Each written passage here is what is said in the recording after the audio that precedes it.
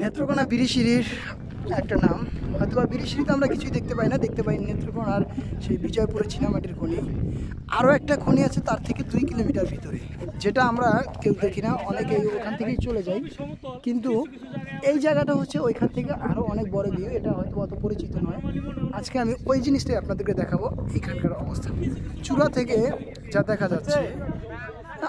দূর যে পাহাড়টা দেখতে পাচ্ছেন ওটা হচ্ছে আমাদের ভৌগোলিক অবস্থানের বাইরে, ওই ঘরগুলি হচ্ছে ইন্ডিয়াতে অবস্থান করতেছে, এবং এই ঘরগুলি, সামনের ঘরগুলি আমাদের দেশের, ওই পাশে যেগুলি দেখতেছি ওগুলি হচ্ছে ইন্ডিয়া। ওই বড় বড় পাহাড় যা দেখতেছি সম্পূর্ণ ইন্ডিয়া, আমাদের দেশ নয়। হয়তো আমরা ভিউটা ভালো দেখতে পাচ্ছি, কারণ এই স্থানে হয়তো সবাই আসে না, আর আসা হয় না, যারা ট্রিপ করে সবাই ওই দিক থেকে চলে যায়। এটা 2 কিলোমিটার ভিতরে। তাই বলবো যারা নেত্রকোনা ঘুরতে আসেন তারা অবশ্যই এই স্থানটাও ঘুরে যাবেন।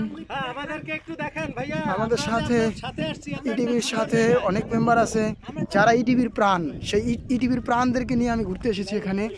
ইটিভির প্রাণদের একটু হই হুল্লোড় দেখবো, ইটিভির স্লোগান দেখবো। সবাই ইটিভির, আরেকজন ওই দিক থেকে বলতেছে আমি বাদ পড়ে গেছি। ভাই আপনি বাদ পড়বেন না, সবাই আছে নিচে, ভালো লাগতেছে। এই ভিউটা হচ্ছে সবচেয়ে অসাধারণ একটা ভিউ, যেটা না দেখলে আপনি বুঝতে পারবেন না। আপনারা আশা করবো যারা ঘুরতে আসবেন এই জায়গা থেকে পাওয়ার জন্য আপনাকে হেলিকপ্টার ভাড়া করতে হবে অবশ্যই, কিন্তু আমরা বহুত কষ্ট করে পাহাড় ক্লাইম্ব করে এই ভিউটা